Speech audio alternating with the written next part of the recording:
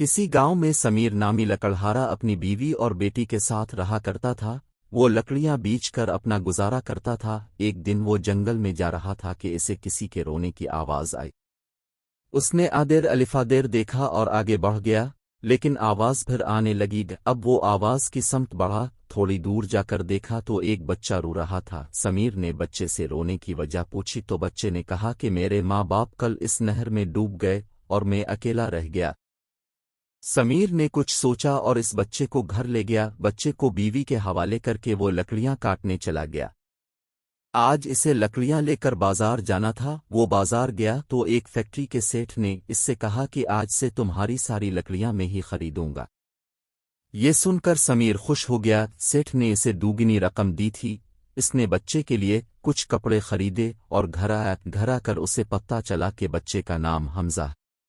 دوسرے دن وہ پھر بازار گیا۔ آج سیٹھ نے اس سے کہا کہ مجھے اپنے کام کے لیے ایک ایماندار آدمی کی ضرورت ہے اور تم اس کام کے لیے بہترین رہو گے۔ کیا تم یہ کام کرو گے؟ سمیر نے خوش ہو کر ہاں کر دی اور دوسرے دن سے کام پر جانے لگا۔ اس کی آمدنی بڑھ گئی۔ سالہ سال بیت گئے۔ حمزہ اور سمیر کی بیٹی اب ایک ہو گئے۔ سیٹھ اب بوڑھا ہو چکا تھا۔ اس نے اپنی فیکٹری سمیر کے نام کر دی اور خود ملک سے باہر اپنے بیٹے کے پاس چلا گیا۔ کچھ عرصے میں سمیر نے شہر میں اپنا بنگلہ بنا لیا تھا۔ اب وہ لوگ اس بنگلے میں رہنے لگے۔ سمیر نے حمزہ کی شادی اپنی بیٹی سے کر دی۔ اب وہ لوگ ہنسی خوشی رہنے لگے۔ نیکی کبھی رائے گاہ نہیں جاتی۔